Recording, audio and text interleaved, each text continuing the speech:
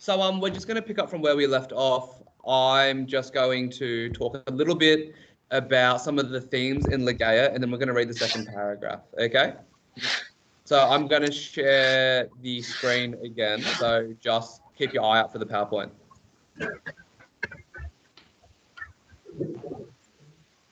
I'll be back.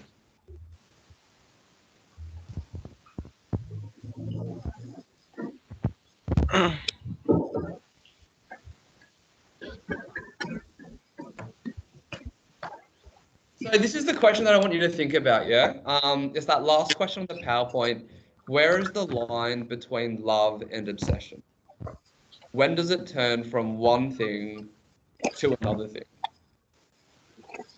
Can anyone just like throw out a response to that? Like when you think love turns into obsession? Can you repeat that? So I wasn't listening. So at what point does love turn into obsession? Love is good, obsession is bad. When does the good thing turn into the bad thing? When the other person doesn't give you that attention you're seeking for. Perfect, yeah? So was that you, Sydney? Yeah. Yeah. I'm back, I'm sorry. What? So that notion that when you love someone, you have to be loved back. And when you're not loved back, you become obsessed with them. So that's a really good point to have. There are also different types of obsession, which this short story will take us through. So we talked about this yesterday as well, but I want us to write some notes. So no one should really have notes on this. Can I get everyone to write this down as a subheading in their books? Yeah. Wait.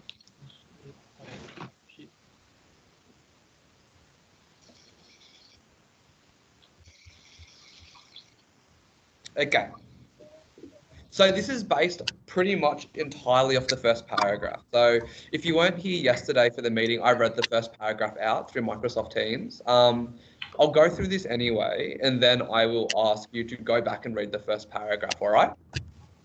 So you don't have to write these quotes down as well. These quotes are already just taken straight out from Ligeia, but I'm going to share two quotes with you.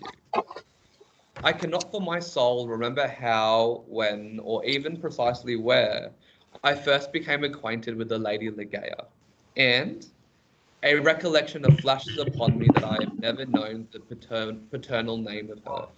Can someone remind me what paternal name refers to? Last name. Last name, perfect, yeah? So from these two quotes, what we're seeing, and I do want you to write this next thing down for me, the author who has announced his undying love for Ligeia knows very little about her, which is worrying.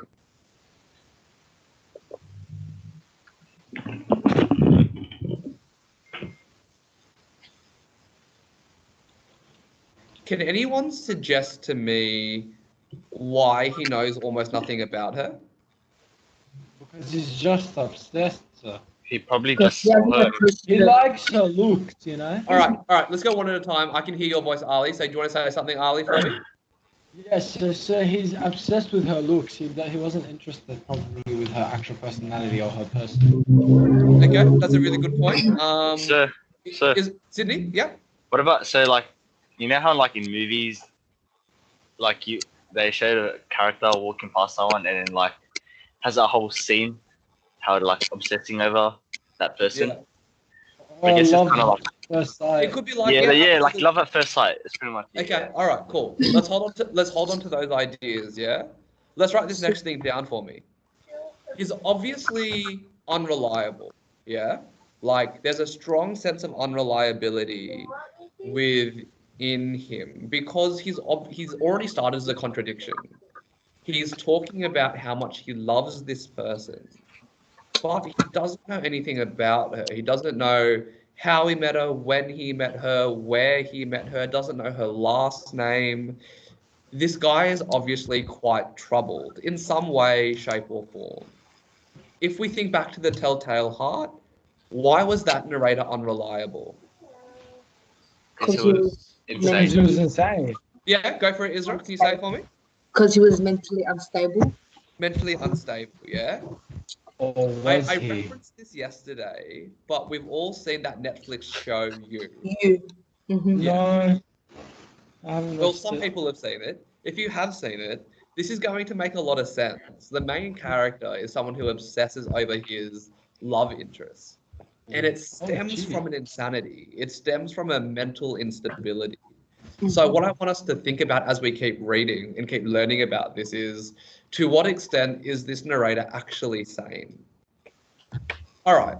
So you don't have to write this down. What are the reasons he could be unreliable? We talked about it already. It could be mental instability.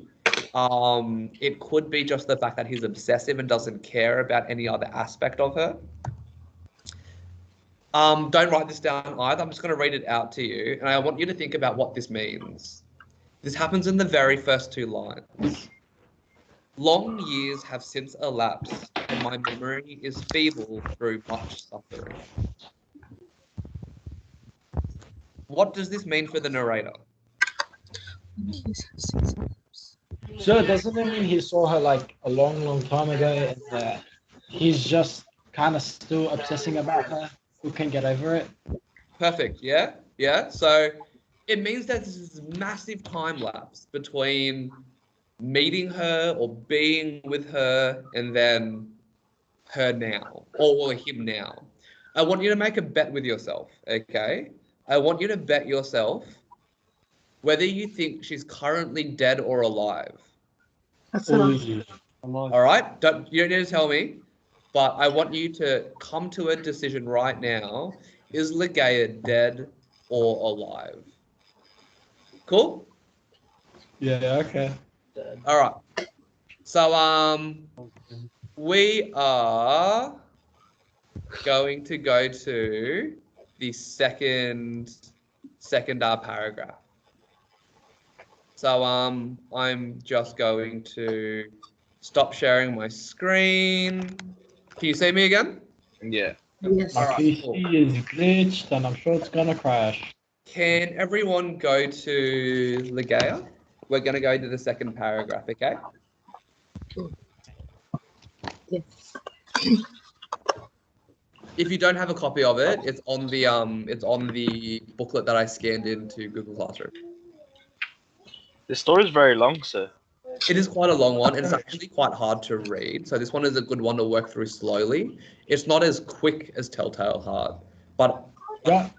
the meaning that comes out of it at the very end, totally like, it's quite scary by the end of it. So can you hear me? Yeah. I reckon she's Good dead. to hear. Yeah, I'm gonna crash, by the way. Nah, I reckon she's alive and married with someone else. Okay. Ooh. So I think they used to be together, and then she died, and he started obsessing after she died. She's married. She's married. okay, I'm going to tell you now. Both of you are a little bit right, but the real story is actually way crazier. Okay, so let's just read. All right, so please just follow along with me. It's quite a difficult story to read. The language is quite technical, so I'll stop and explain some things on the way. Yeah. Are we all on second paragraph?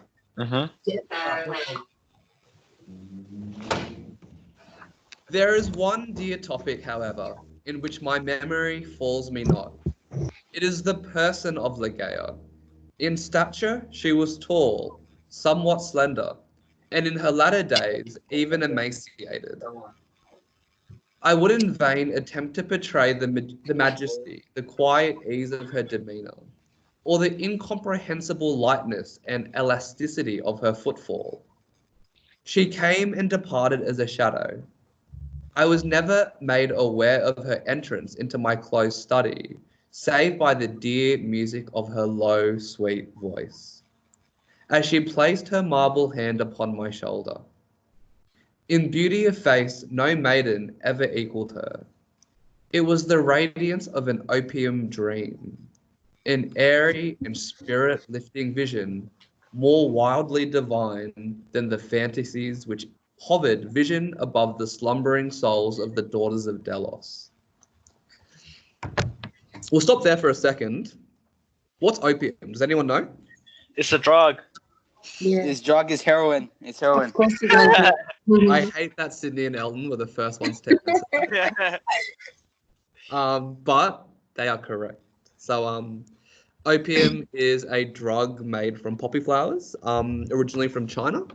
It's a hallucinogen. So, an opium dream is what was considered like back in those days, what you might call a trip today. It was very popular back then. Sydney, shut up. So this notion of the opium Only on dream the is weekends. quite interesting because Edgar Allan Poe has already now officially started to introduce drugs into the story. Drugs didn't exist in Telltale Heart, but here he's describing something as an opium dream. So, Now, to describe something as an opium dream, what do you need to have had before? Sir, an sir. obsession. Wait, hold on. I'll get one person at a time. So I'll ask Sir. Sydney, just because you are so interested in opium. If Nah, Not sir, like sir. that. What are we up to, sir? second paragraph, I just came back. we just Oh, yeah. finished the sentence that ends with Daughters of Delos. So Oh, 1, 2, 3, 4, 5, 6, 7 lines down the second paragraph. So here's my question. If you describe something So your voice kind of Your like voice is not working. Muted or something. he probably muted himself. I think you accidentally muted it.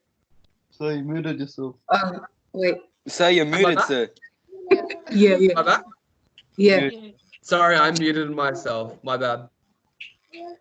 So once again, if you describe something as an opium dream, what do you think you need to have had before? Opium. A past- Exactly is Oh, right. no. Yeah.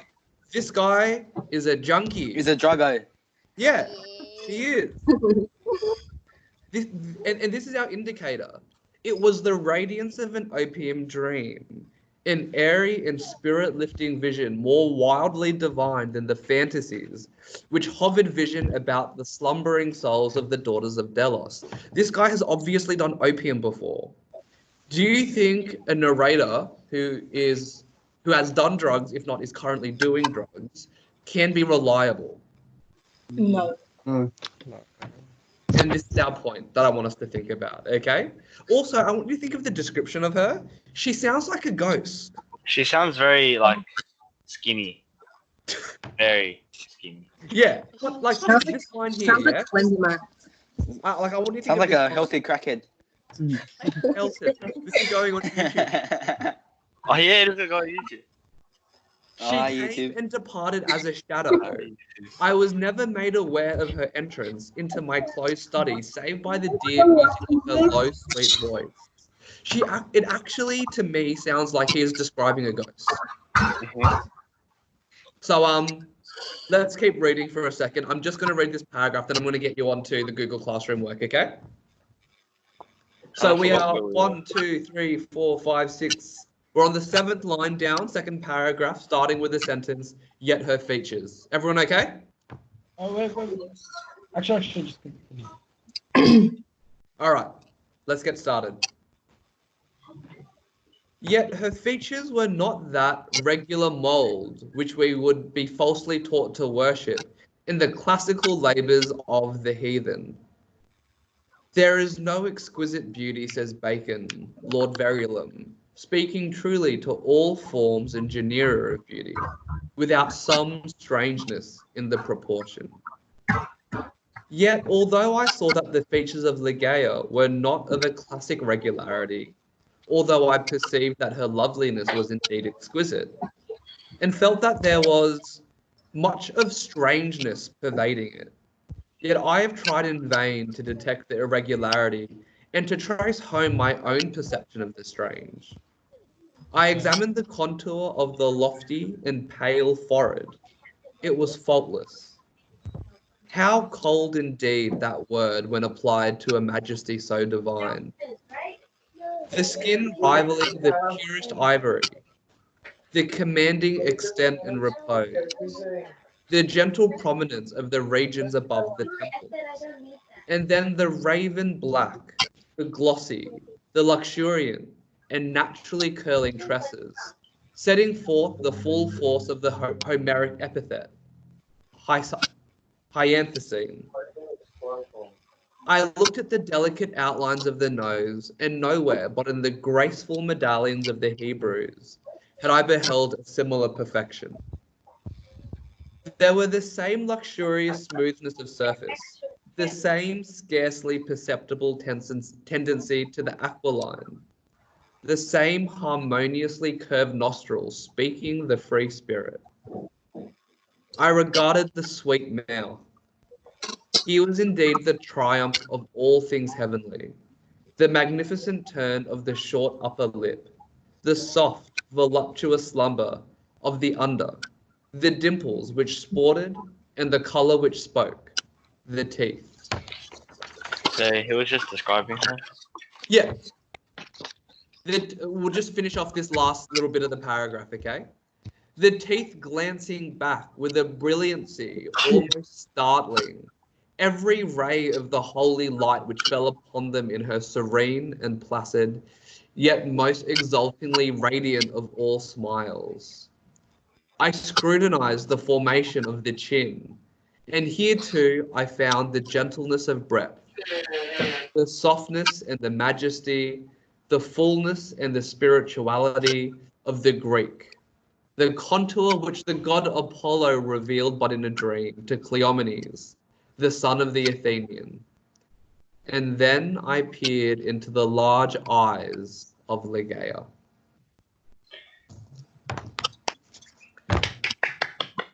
He just spent that entire paragraph describing her face, yeah? Did we all get that? Yeah. I'm going to post Yes. a question up on the meeting chat. I'm going to say it as well. She doesn't But sound pretty. what I want you to do is think about this question. I want you to actually write it down somewhere. So if you're working in your books, write it into your books. Also type it into the meeting chat as well. Let me know what you think. Here's the question. Does Ligeia fit into our typical standards of beauty?